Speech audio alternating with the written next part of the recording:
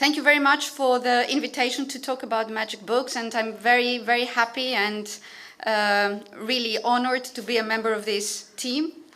And I feel that we are a team with the University of Athens, and I'm very, very happy for that. I'm going to present teachers' evaluation of the magic book, and this is a magic book in its pilot version. Perhaps we don't call it, or you don't call it like this, you just say magic book. But it is in its pilot version, and I'm going to state some things explicitly, not only for you, but also for the sake of our guest speakers, of our invited speakers.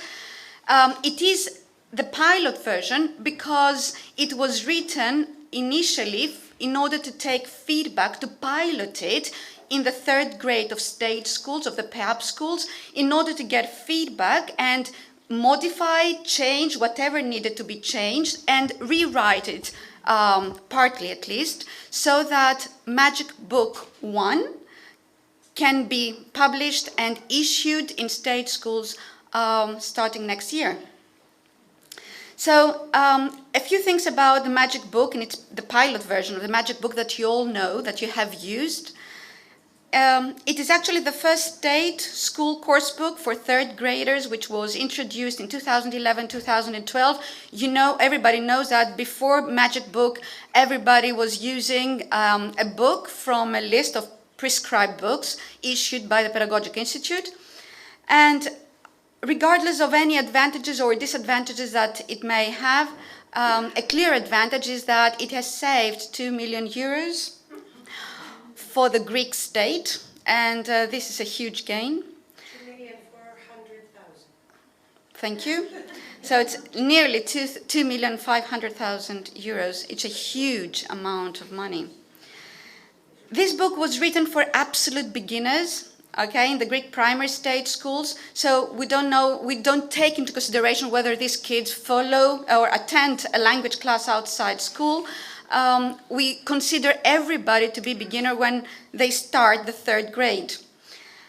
The most important thing that my colleague, Dr. Alexis, is going to talk about tomorrow, and I'm going to hint at it today, is the fact that the Magic Book has introduced a new philosophy in language teaching. And I can understand that this new philosophy made some people's life quite difficult, and you will understand why. So the pilot version was in black and white, not because it was written in 3 months and we didn't want to color it ourselves, but because the money that we took for this book, or the money that the project took for this book, covered a black and white version, as simple as that. It included a pupil's book in a printed version, but online it included audio files, a teacher's book, extra material, which every now and then was sent in order to be uploaded on the portal.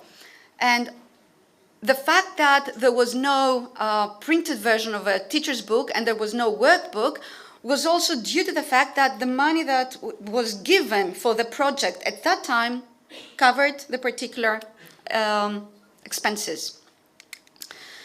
So, coursebook evaluation. This is what we did in 2011-2012, the first year that the book was used in the Greek state schools. We carried out an extensive evaluation by sending questionnaires, and I will give you more details about that.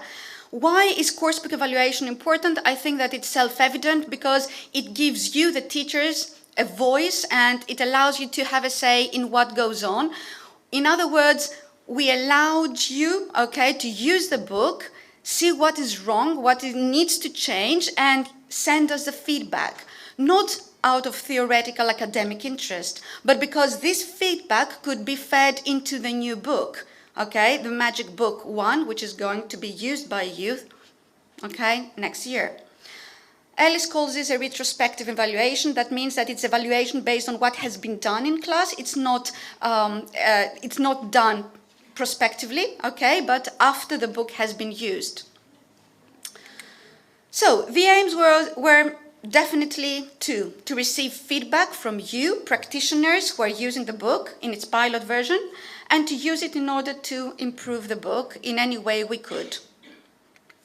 So the result of this evaluation is that the Magic Book, the pilot version, is being rewritten, is now in the procedure of being rewritten, And we have taken a lot of your suggestions into consideration, okay? And we think that the new version, version 1, is an improved version of the previous one. And something that you may not know is that we have taken into consideration students' feedback as well, because we had the chance to carry out research through our MA students and with the help of some MA students in certain classes, and we had the chance to receive valuable feedback from the little ones, which is completely different from yours in some respects. But I'm not going to talk about that today. So, Magic Book 1 is expected to be published very shortly. So, the criteria for good course books, well, there is a problem here. Evaluating materials is a complex process, and I realized that when I looked at your feedback. Very confusing. Linguistic factors, okay, are taken into consideration when we design a course book. Appropriate selection of vocabulary has to be there, grammatical structure, sequencing of structures, so on and so forth. Pedagogic factors are very important as well. Is the book suitable for this age group, for this cultural context? Okay, is there a teacher's book? Is there variety, pace? Does it target the students' needs? All sorts of factors that had to be taken into consideration. There is a big question mark here. What is appropriate? What is appropriate for each one of us? It's so subjective, okay? And actually what is appropriate for you may not be appropriate for me or for anybody else. So there is a lot of subjectivity in this criteria. So common preferences, as I've just said, are very difficult to identify. And this difficulty became particularly obvious when I analyzed your feedback, and you will be able to see that in the presentation of the results, of the open-ended questions in particular. The principles of coursebook design are just there as a list in order to show to you that these are the criteria that we took into consideration when we designed the book. So we were using criteria that have been shown to be very useful, very appropriate for the design of young learners' course books. We actually use this criteria in order to construct, to design the questionnaire that we gave you and in order to analyze it as well. So, the questionnaire the design was a result of teamwork, as I said in the beginning, between the two universities. It was uploaded on the PAP site for you to fill it online on the 1st of April, and this was not a joke. And teachers were given 3 months to respond. And in some cases, you were given more time, as I was told. The questionnaire consisted of 5 parts, 60 items overall. The teacher's profile, the evaluation of the Magic Book in a Likert scale format, the use of Magic Book in class, third graders' needs, suggestions for activity book and teacher's book. So you can see that in all these parts of the questionnaire, some questions were close-ended, some questions were open-ended, there was Likert type scale. So we had a combination, a variety of different types of questions. And I'm going to present the most important findings, okay, because I don't want to tire you. 706 teachers filled in the questionnaire, no surprise, the vast majority are women, okay? So we are talking about a female target audience. The range of age, most of the teachers who teach young learners in the PAP schools in the 3rd grade are teachers between 36 and 45 years of age, okay? These are the 42%, okay? And the other 2 age groups are divided, okay? We know that all of you hold a BA degree in English language and literature or something similar. 95% of those teachers are graduates of a Greek university, either from Athens or Thessaloniki. The 5% of the teachers, 5% only come from abroad. In other words, they hold a BA degree from a university abroad, which has been recognized by the CATSA or whatever. Regarding the postgraduate studies, we have an interesting finding here. Only 28% of those teachers hold an MA degree or a PhD, an MA and a PhD, but the vast majority of them just held an MA degree. So 72% are just graduates of the university without any further qualifications. Out of the 28% though, 57% hold an MA degree in a relevant field, in SLA. The rest of them hold an MA degree in an irrelevant field. Okay, is that clear? Okay. What happened now with experience and training? They are very, very experienced. The vast majority of the teachers who responded are highly experienced, and I will give you more details about that. 79% are highly experienced, whereas when it comes to training, only 30% replied that they have attended some kind of training, okay, apart from PEC, of course, okay, which is compulsory for all. Let us have a look at it in more detail. 73% have more than 10 years of experience in a public or private sector because they started teaching young learners and, in general, other classes in the language schools. Nearly half of the teachers who responded have more than 10 years experience in primary education. This is very important, okay? So nearly half of them are experienced with young learners. And 3/4 of the participants are experienced in teaching English to children under 8 years old, which means that their experience comes from the private sector, okay? Because English was not taught to children under 8 in the state education, okay? Keep that in mind, please. Their experience with young learners comes mostly from the private sector. When it comes to training, this is what teachers mentioned. This is the training in descending order, okay? So all of them have attended the PEC, okay? And then some of them have also self-funded their training because they went abroad or they attended seminars run by the private sector, okay? So it's the full list of the seminars that teachers attended, okay, what they refer to. But not all of them attended seminars except for the PEC, because PEC is compulsory. What's happening with technology? Well, 89% said that they do use technology. This is the vast majority, but in my opinion, it's not enough. I would expect 100% here. What do the rest of them do? Chalk and talk, okay? Well, it seems that there are 11% of the teachers who do not use a computer, and this, by definition, makes their life difficult when it comes to the use of the Magic Book, because a lot of the things are uploaded. So, the ability to create audio CD files, okay, this is more expected. Half of them said we don't know how to create audio CD files. This was something that is required for somebody if they want to use the audio file in class, but not necessarily, but it is useful. Do studies and age play a role? Yes, they do, when it comes to technology. Teachers who hold a postgraduate degree use significantly more the ICT, which is expected perhaps, okay? And age also plays a role. The younger the teacher, the more they use the ICT.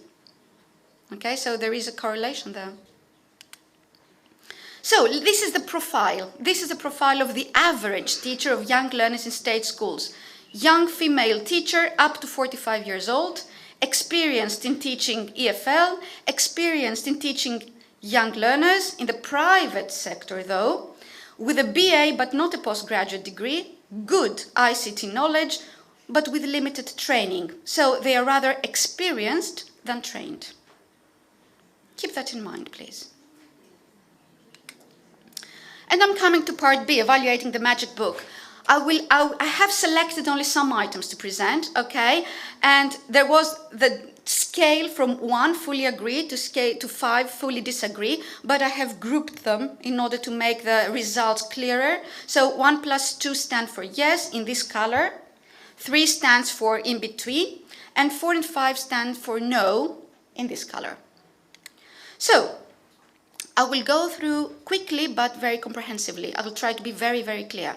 We asked them if they are happy with the number of activities for the promotion of listening and reading comprehension skills. Here, so we've asked them to say if they are happy with the number of activities for the receptive skills, listening and reading. And the relative majority answered yes. So the purple stands for yes every time. okay? And the same stands for the reading comprehension skills. So listening and reading are very, very similar. Can you see that? So they're quite happy with the receptive skills. When it comes to the productive skills, though, they find that the activities are not sufficient. So you see only 29 and 28% said that they are happy with the number of activities for the production skills. The majority, well, the relative majority, ask for more. Well, no. We are talking about young learners. Why should you have more activities for production when reception should be prioritized? Okay, so we find this interesting, but we did not satisfy this requirement, this request, okay? We did not provide more activities for production because we don't agree, okay? So, and I'm explaining why. Reception is prioritized over production at this age, at this stage. Sorry. Regarding vocabulary, the number of new vocabulary items should be increased, and the vast majority, 76%, said no. Thank God. And I was very happy when I found this, but at the same time I thought, well, perhaps we should have asked them, should it be decreased? Perhaps they find the number of vocabulary items too large, okay? And some comments were indicative of that. Well, you will find vocabulary items too many if you insist on teaching them explicitly and translating them.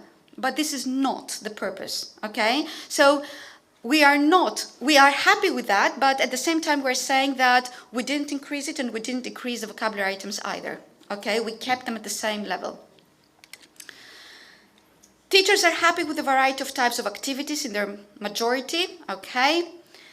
They found the stories interesting, 3/4 of the teachers, which is a very important finding. And nearly the same happens with the thematic areas. They are very happy with the coverage of the thematic areas. And these are findings that we took into consideration in the Magic Book 1. Does the book make cross-curricular links? Why did we ask that? We knew the answer beforehand. But we asked them because we wanted to see if they could identify the cross-curricular links. 72% at least identified them and they were happy with them. So we kept cross-curricular links are made in all Magic books. Regarding self-assessment, there are no pies. Self-assessment, is it useful for teachers? Is it useful for learners? This is what we asked them. The percentages are very similar, 41%, 40%. This is not too high, but taking into consideration that self-assessment in Greece is a terra incognita, and we're just starting to explore it, I think this is a very encouraging finding. It seems that the self-assessment part of the Magic Book has started to influence their beliefs about self-assessment, and we are happy to see that. This is what we want to believe, at least. The teacher's book facilitates the design of the lesson. Well, this is not very informative. This finding is not very informative. Half of them said yes. The other half are in between. Okay, so I'm not sure exactly how I should evaluate this finding. More interesting, though, is the next one regarding this question. Did the teaching approach promoted by the book improve my daily teaching practice? Has it affected my daily teaching practice? Has it affected my beliefs behind my teaching practice? So here we have very divided views, okay? And actually it is important, we wanted to see who felt like this. Who do you think felt like this? More experienced or less experienced teachers? Who felt that their teaching practice has been affected? You are divided as well, good. Okay. Less experienced teachers in primary education, in particular, agree significantly more with this. They felt that their daily teaching practice has been affected by the book. The more experienced teachers probably are, stuck a bit more. Okay, they want to do what they have been used doing, okay, for years. So this is a panoramic view of our findings. Teachers believe that the coursebook promotes receptive rather than productive skills. The majority of them are satisfied with the vocabulary coverage. They find the stories interesting, the themes relevant to learners' needs, and most of them can see that there are cross-curricular links, encouraging all this. How do they use the magic book in class, though?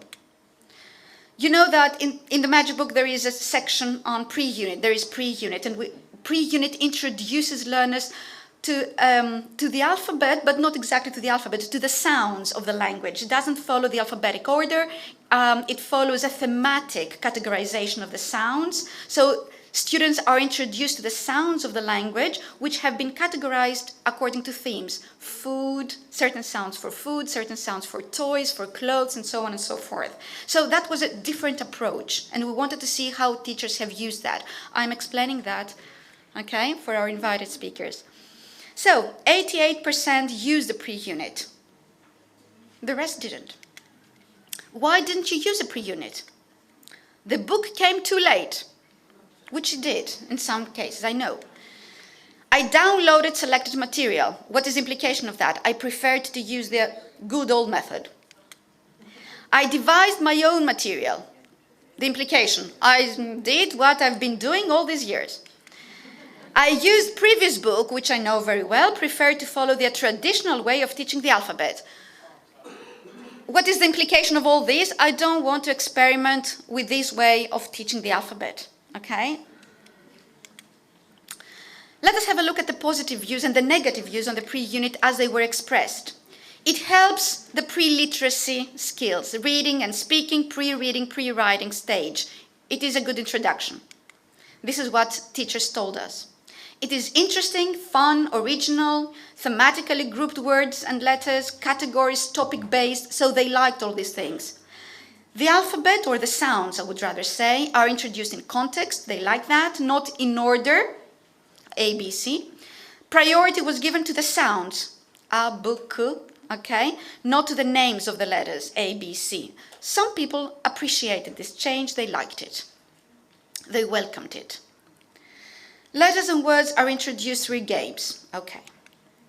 More positive views. Learners were actively involved in coloring the pictures because they were black and white.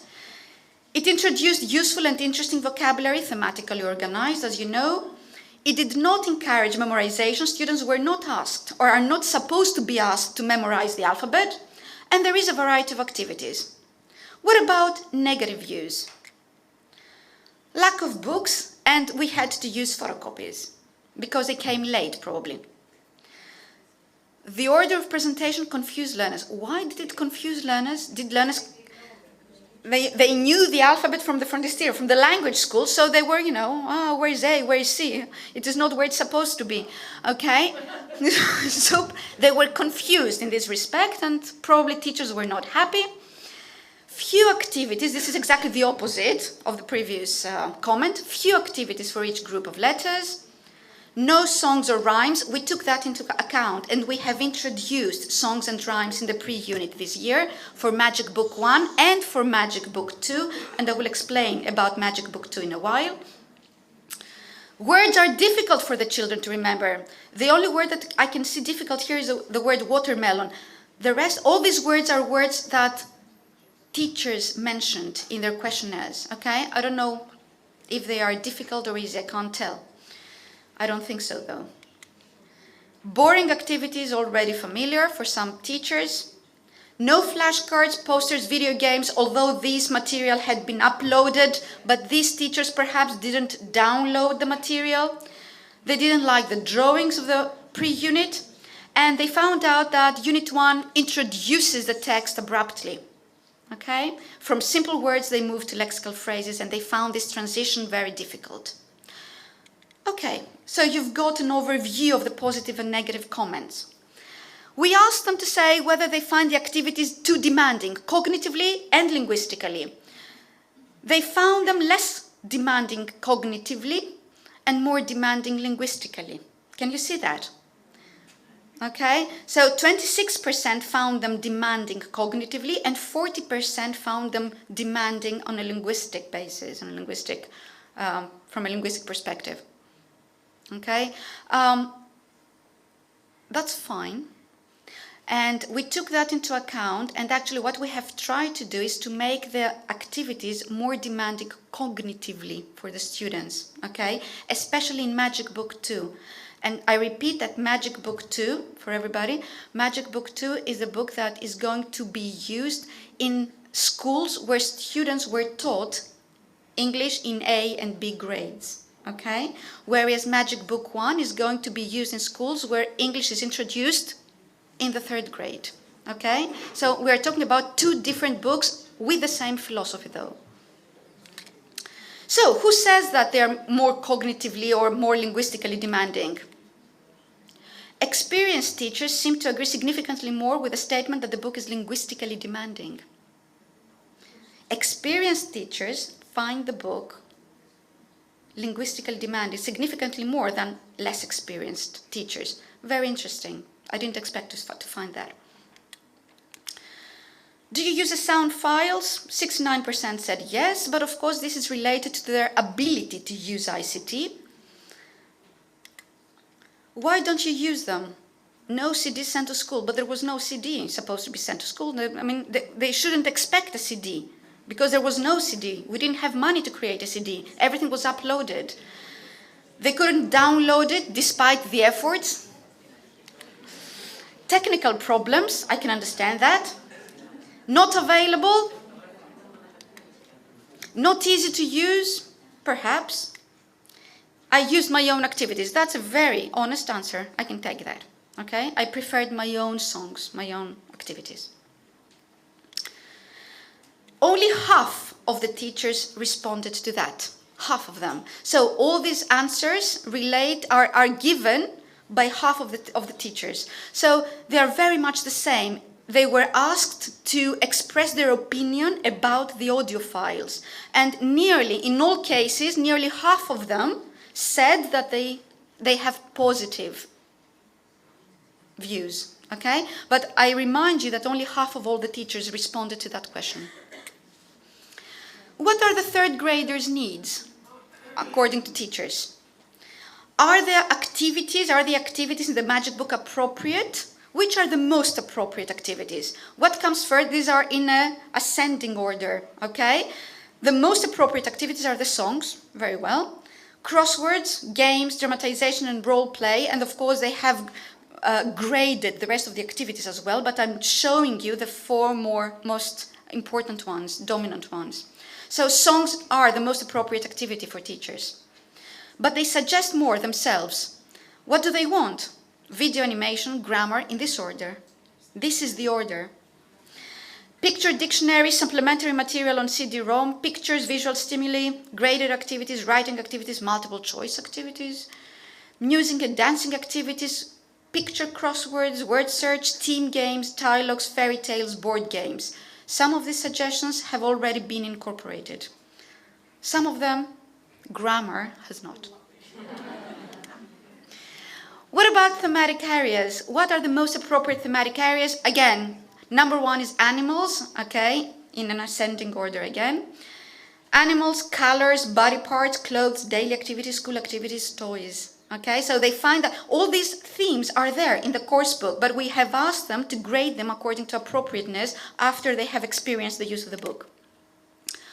This is what they suggest: cartoon characters, children's literature, solidarity, global issues, in other words, cooperation, friendship, family and friends, summer activities, personal hygiene, multicultural awareness, planets, mythology, here is clear, feelings, people with special needs, human relations, favorite books and films. They had very good ideas. Some of them have been taken, okay? We have incorporated them. We asked them if they like the cross-curricular links, and they seem to like it, and this is very encouraging because we have gone on with that. We are using a lot of cross-curricular links in both Magic Book 1 and Magic Book 2. Do you think that there should be a pre-unit on sounds and letters? The vast majority said yes, and we have continued using it, but in the Magic Book 1 we have changed the pre-unit. The philosophy is again the same, but it is different. It has songs and rhymes, okay, and different activities, a bigger variety. Well, here we're not very happy with this. Skills, which skills should be emphasized first? Speaking. How can he speak if he hasn't listened yet? So listening skills should come first here, should be prioritized. This is what we would expect, okay? And then, of course, speaking skills, but also reading skills become important at this stage when they are introduced to literacy, okay?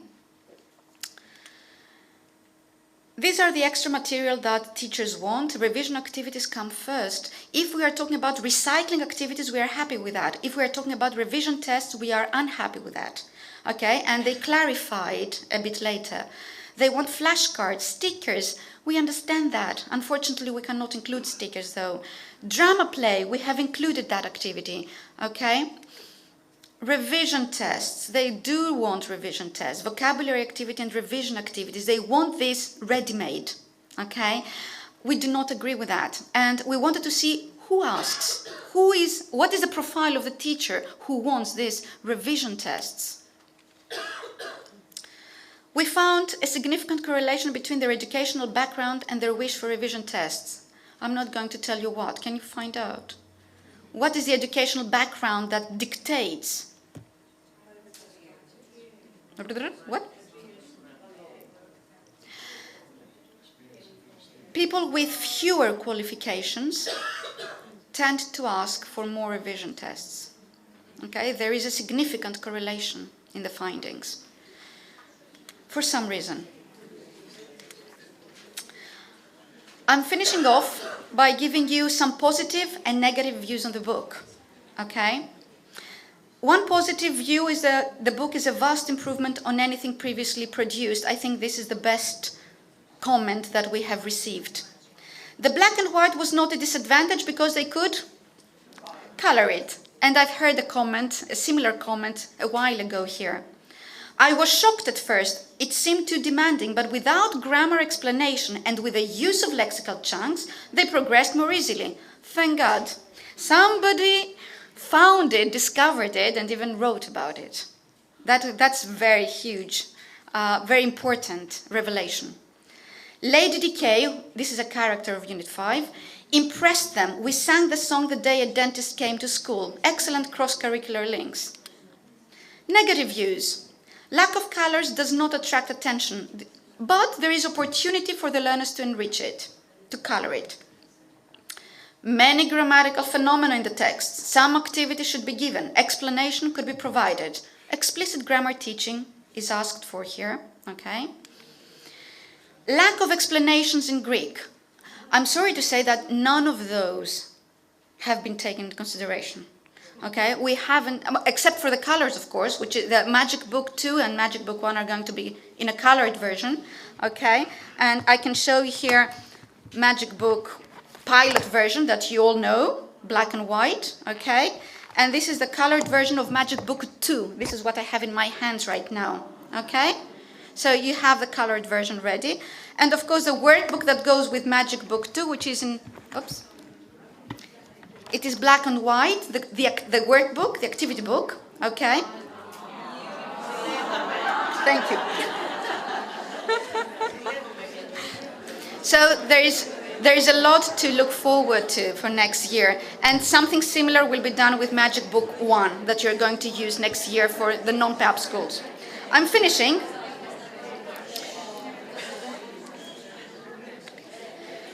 I know that we're all tired and we want to eat.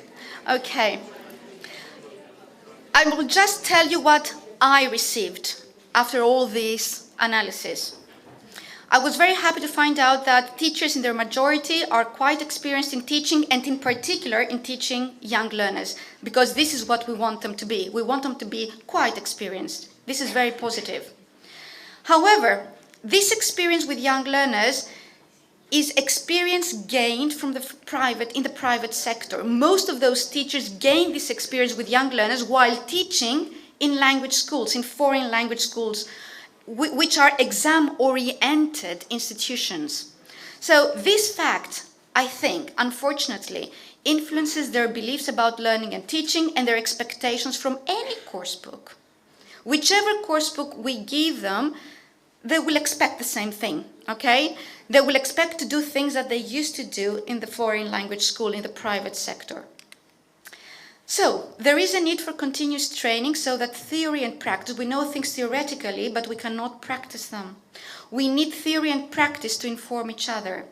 But I think that, and I will refer to what Professor Nikolov said, and what she said a while ago today, but what she also mentioned in private discussions we had, training should focus not only on recent teaching approaches and methodology, but also on research findings, their implications for what is supposed to happen in young learner classrooms, and more importantly, training on pedagogy, because this is what we are missing perhaps as graduates of an English language department, of an English language school.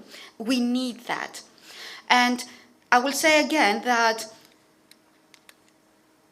this is something that should follow, but I will say that the rabbit in your hat, actually, is the magic that you should bring into your classes. Whatever course book we give you, not us, anybody, it's just a tool, an instrument. The rabbit in your hat is the magic that you can create if you are inspired by something. And we hope that with the magic book, we have managed to inspire you, to encourage you to follow a different approach, to explore something differently, because you are the key people, the key. You have the key role in the young learner classrooms. Thank you very much.